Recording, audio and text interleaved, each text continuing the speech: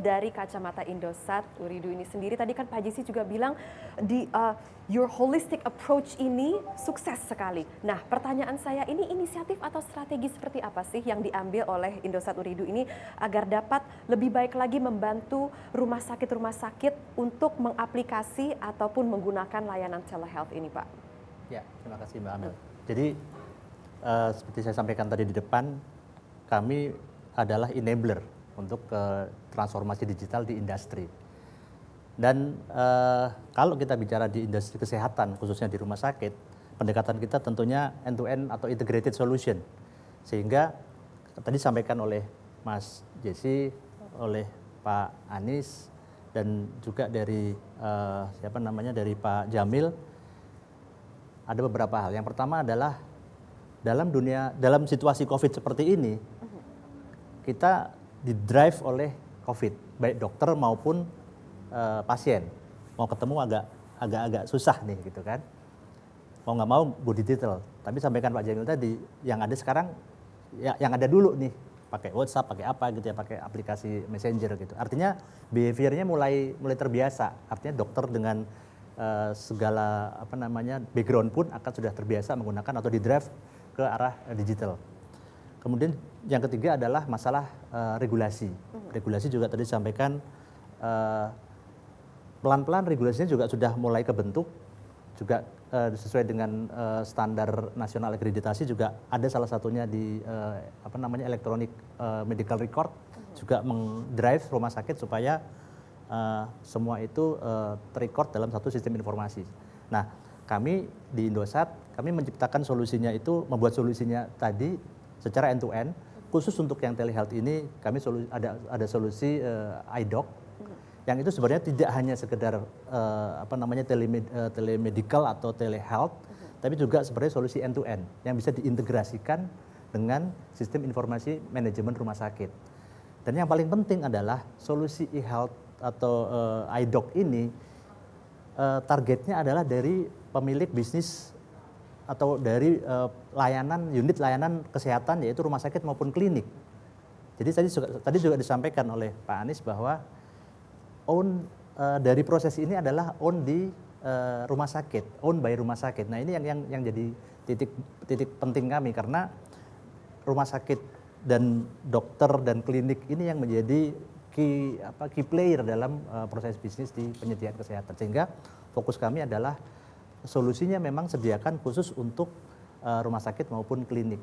Itu yang menjadi titik beratnya. Sehingga tadi sampaikan oleh Pak Jesse juga, karena mereka adalah key playernya, ya mau nggak mau solusinya memang harus mengadres kebutuhan di segmen itu.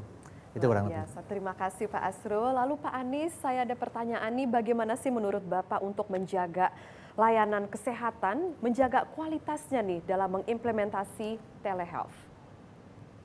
Baik, nah ini menjaga mutu itu memang sesuatu yang menjadi pegangan prinsip dalam pelayanan kesehatan. Sehingga dalam konteks menjaga mutu ada dua pihak. Yang pertama adalah eksternal, jadi ada orang yang memastikan bahwa kita menjaga mutu dengan baik. Kemudian yang kedua adalah dari sisi internal kita sendiri, baik dari manajemen maupun dari sisi profesi itu sendiri. Apapun profesinya di sistem kesehatan, baik klinisi, penunjang medik dan lain-lain. Nah, dua hal ini, eksternal dan internal, saya kira juga harus dibangun untuk memastikan bahwa mutu pelayanan yang berbasis digital itu juga dalam tanda kutip levelnya sama dengan pelayanan yang non-digital.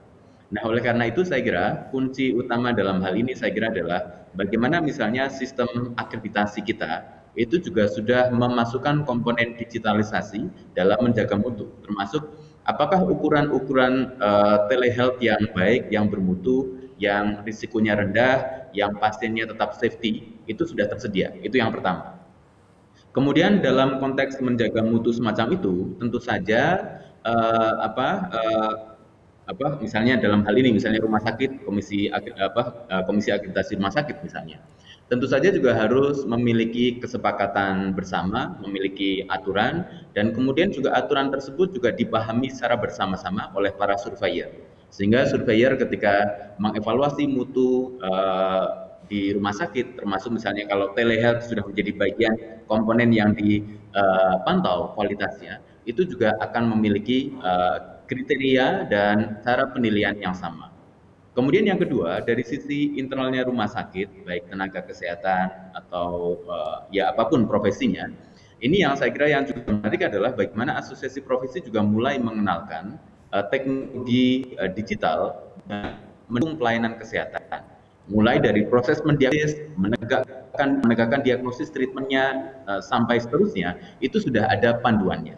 Nah, sehingga dua hal ini kalau misalnya bersama-sama, ini saya kira akan menjadi kombinasi yang baik. Tinggal yang ketiga, Indonesia kita tahu kita 90 mungkin sudah 85% masyarakat kita di-cover oleh BPJS Kesehatan, hampir seluruh rumah sakit juga menjadi mitra BPJS Kesehatan. Nah, kalau misalnya menjaga mutunya itu juga dijamin dari sisi keuangannya, nah ini akan menjadi kombinasi yang pas. Ini yang saya kira mungkin struktur mutunya itu memang harus bersama-sama. Nah, kalau misalnya itu misalnya akan bersifat long term, kunci berikutnya adalah di pendidikan. Sehingga kurikulum kita di pendidikan, dokter, perawat, dan tenaga kesehatan lain maupun dosen-dosennya sudah mulai mengenalkan bahwa nanti lulusan kita itu sudah masuk di era digital. Sehingga mereka tidak gagap lagi dan kemudian ketika memberikan pelayanan juga sudah siap dalam situasi ekosistem yang baru. Mungkin demikian Mbak Amel. Baik, terima kasih Pak Anies. Lalu Pak Jamil dari Pertamedika, apakah Bapak ada harapan-harapan gitu yang ingin diutarakan kepada penyedia teknologi ataupun One Hub Trusted Solution ini, Indosat Ooredoo ini agar dalam pengimplementasian transformasi digital terutama telehealth agar lebih baik lagi gitu Pak? Iya, Ke siapa Mbak? tadi ke di awal Iya, tadi saya sampaikan Pak Jamil. bahwa fase pertama kita adalah pembangunan infrastruktur. Saya bayangkan itu seperti kita membangun jalan tol ya. Jalanannya harus bagus, mulus, nggak ada macet. Karena nanti lalu lintas data akan berada di sana.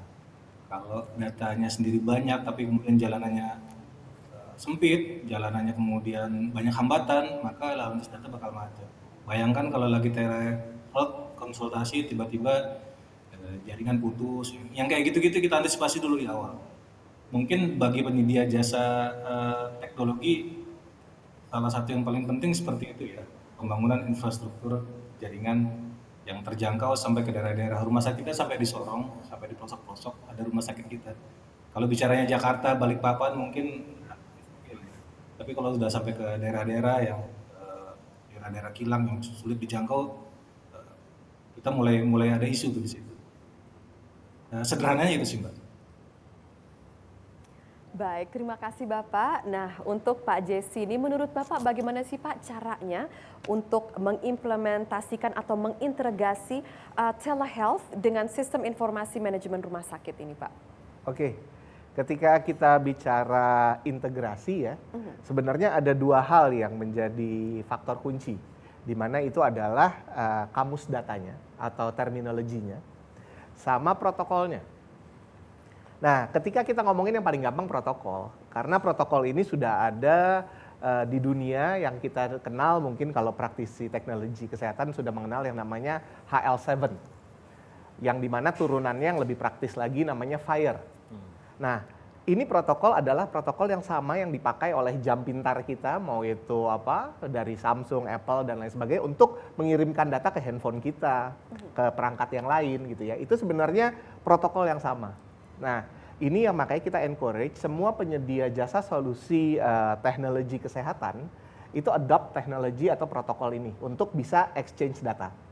Nah, tadi yang pertama sebenarnya yang isu utamanya adalah kamus datanya atau terminologinya.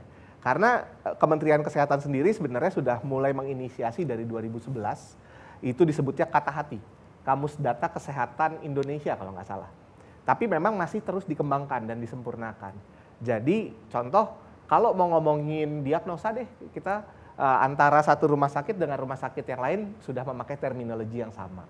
Ketika kita bicara prosedur atau tindakan, prosedur taken-nya apa? Nah, dari satu rumah sakit dengan klinik yang lain, dengan platform yang lain, itu juga harus disamakan terminologinya. Begitu juga obat, gitu ya. acetaminophen atau paracetamol. Gimana cara menyimpannya di sistem? Apakah pakai aceta atau aceta atau paracetamol atau sanmol atau panadol, whatever gitu. Nah, ini yang sebenarnya perlu distandarisasi. Nah, di sini perannya sebenarnya regulator, dalam hal ini Kementerian Kesehatan, untuk melakukan standarisasi sini. Dan apa yang harus dilakukan sama teman-teman di industri ini untuk mengintegrasikan satu sistem rumah sakit dengan platform telemedicine yang paling gampang gitu ya. Ya berarti mau nggak mau kita adopt teknologi ini gitu. Secara terminologi katanya kita standarkan, secara protokolnya kita pakai hal yang sama gitu. Nah, niscaya kalau ini sudah kita comply, untuk kita ngomongin integrasi, it's a very simple thing after that gitu. Ya mungkin itu ininya. Terima kasih Pak Jesse dan Pak Asrul. Tadi pagi kan dalam sesi diskusinya kita telah membahas mengenai the Internet of Things, teknologi IoT ini. Nah, di antara teknologi IoT ini kan juga adalah sebagai wearable device yang katanya dapat meningkatkan layanan kesehatan untuk pasien terutama. Nah, seperti apa nih sih Pak proses dan pandangan Bapak mengenai hal ini? Jadi mungkin kembali lagi bahwa kami sebagai penyedia atau sebagai enabler untuk transformasi digital di enterprise, itu tentunya solusinya end to end. Salah satunya tadi adalah di IoT, dan IoT sendiri tidak hanya dari sisi things-nya, cuman ke mesin, ke orangnya, tapi melalui wearable device. Artinya kalau sekarang kan kembali lagi di-driven by kondisi COVID ini, pemantauan kesehatan akan jadi lebih sering. Ibaratnya mungkin teman-teman di sini sudah seringlah tiap berapa jam kita ngecek saturasi oksigen kita berapa gitu kan. Itu jadi hal yang common gitu. Nah, itu juga terus kemudian juga heart rate kita berapa. Nah, itu hal-hal yang simpel itu yang bisa kita lakukan melalui wearable device. Itu menjadi sesuatu yang bisa dilakukan tanpa harus melakukan checking, yang itu mempermudah juga dari tugas dari tenaga medis. Nah, itu kami juga ada solusi untuk melakukan atau menyediakan solusi wearable device itu untuk mempermudah dalam pemeriksaan atau checking kondisi.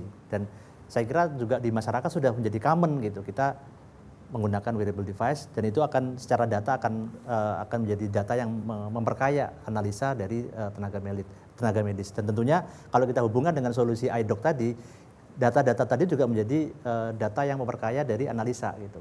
Kami juga punya solusi big data juga untuk melakukan analisa dari wearable device, dari touch point yang sensor-sensor yang bisa digunakan oleh pasien, dan itu juga bisa dilakukan pemeriksaan secara lebih akurat.